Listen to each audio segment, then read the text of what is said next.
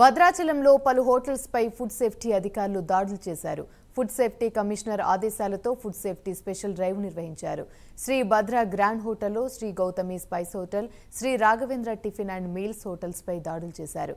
శ్రీ భద్ర హోటల్లో రిఫ్రిజిరేటర్లో ఉంచిన ఐస్ క్రీమ్ కు ఫంగస్ పురుగులతో దుర్వాసన రావడంతో హోటల్ యాజమాన్యంపై ఆగ్రహాన్ని వ్యక్తం చేశారు.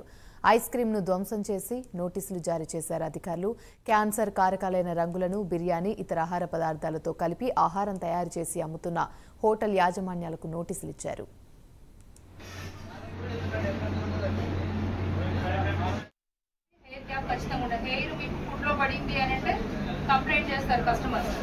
ఖచ్చితంగా దానివల్ల లోపలి కడుపులోకి వెళ్ళిపోయి డైజెస్టివ్ ప్రాబ్లమ్స్ కూడా వస్తాయి. కాబట్టి మీరు మాత్రం మీకే ఇదంతా కూడా జాగ్రత్తగా ఉండాల్సింది మీరే చూడాల్సింది. ఈయన ఇప్పటిదాకా క్యాబ్ వేసుకోలేదు, వేసుకోవాలి. డ్యూటీ అయిపోయింది కదా, నువ్వు ఆ రూమ్ లోకి ఎంటర్ అయ్యేటప్పుడు క్యాబ్తోనే వెళ్ళాలి. ఓకేనా? మీరు ఎప్పటికప్పుడు ఆఫ్రాన్స్ అన్ని వాష్ చేసుకుంటా ఉండండి. ఫుడ్ లో కలర్స్ అనేవి వేయొద్దు, గుర్తుపెట్టుకోండి. ఫుడ్ లో కలర్స్ అనేది వాడొద్దు. ప్రిపేర్డ్ ఫుడ్ లో కలర్స్ అనేది వాడొద్దు. కలర్స్ వాడితే మీ యజమాని జైలు పోతాడు, ఆయనతో పాటు మీరు కూడా పోతారు. ప్రిపేర్డ్ ఫుడ్ లో చికెన్, నాన్ వెజ్ ఐటమ్స్ లో కానీ వాటిల్లో ఎట్లాంటి పరిస్థితుల్లో అలో లేదు ఫుడ్ సేఫ్టీ యాక్ట్ ప్రకారం. కాబట్టి ఆ కలర్స్ తోటి క్యాన్సర్ వచ్చే అవకాశాలు ఉంటాయి. కాబట్టి అది చాలా పెద్ద సివియర్ పనిష్మెంట్స్ ఉంటాయి. మీరు మాత్రం కలర్స్ ఎట్టి పరిస్థితుల్లో వాడద్దు. లోపల నేను చూసిన కొన్ని కలర్స్ ఉన్నాయి, అవన్నీ డిస్కార్డ్ చేస్తున్నా. శుభ్రంగా అసలే లేదు లోపల, అందుకే మీ సార్కి పెనాల్టీ కూడా వేస్తుంది.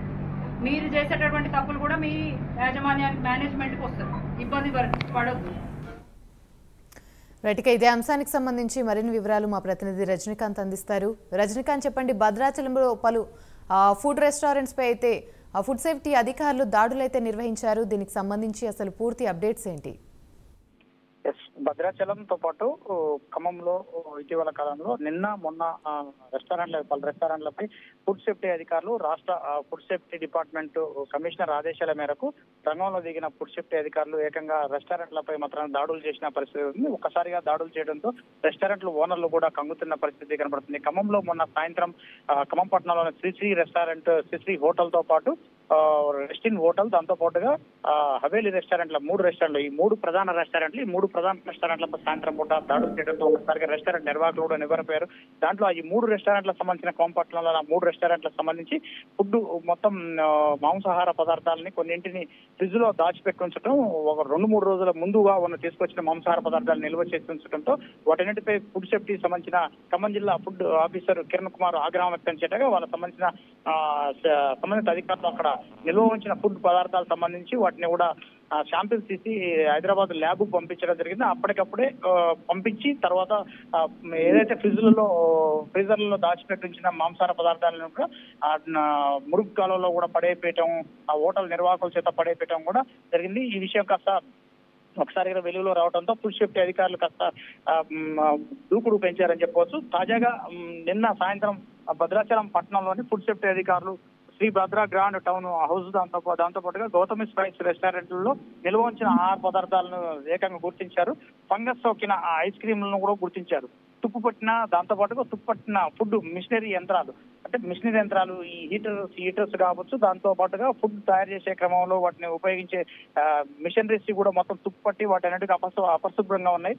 అపరిశుభ్రంగా ఉన్న గదుల్లో భోజనం తయారు చేయడం, రెస్టారెంట్ లో ఉన్న ఫుడ్ బిర్యానీ వాటిలో కూడా అన్ని రకాలుగా తయారు చేస్తున్నారంటూ మాత్రం ఏకంగా ఈ 2 భద్రాచలం పట్టణంలో భద్రా గ్రాండ్ టౌన్ హౌస్ తో పాటు గౌతమి స్పైస్ రెస్టారెంట్ లో ఈ 3-4 రకాల తప్పులను కూడా వెలికి తీసిన పరిస్థితి కూడా. తాజాగా వాళ్ళ 2 రెస్టారెంట్లు, శ్రీభద్ర గ్రాండ్ టౌన్ రెస్టారెంట్ పై మాత్రం ఏకంగా తక్షణమే అక్కడ 10,000 రూపాయల జరిమానా కూడా విధించారు. దాంతోపాటు గౌతమి స్పైస్ రెస్టారెంట్ సంబంధించిన వాళ్ళకి మాత్రం 25,000 జరిమానా కూడా ఫుడ్ సేఫ్టీ అధికారులు వాళ్ళకి విధించిన పరిస్థితి కనబడుతుంది. ఫుడ్ సేఫ్టీ అధికారులు కూడా ఇక్కడ నుంచి హోటల్లో ఉన్న శాంపిల్స్ ను కూడా సేకరించి హైదరాబాద్ ల్యాబ్ కూడా పంపించారు. వీటితో పాటుగా అక్కడ ఫుడ్ కంట్రోల్ అధికారులు జ్యోతిర్మయి వాళ్ళ సిబ్బందితో మాత్రం ఈ భద్రాచలంలో నిన్న రాత్రి దాడులు చేయడం జరిగింది. దాడులు చేయడంతో మిగతా ఉన్న భద్రాచలం పట్టణంలో కొంచెం శ్రీరాముడి రామాలయం ఉంటుంది. రామాలయం ప్రాంతం పరిసర ప్రాంతాల్లో ఉన్న మరో కొన్ని రెస్టారెంట్ల నిర్వాహకులు కూడా అలర్ట్ అయ్యి వాళ్ళలో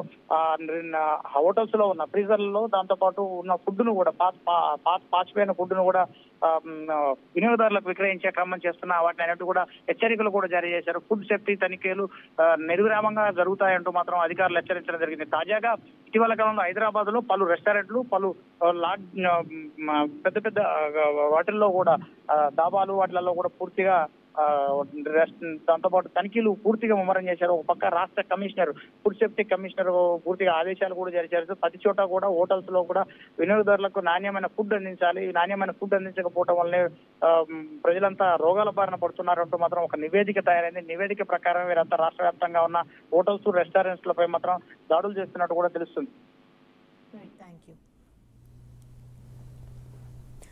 రైట్, థ్యాంక్ యూ తిరుపతి.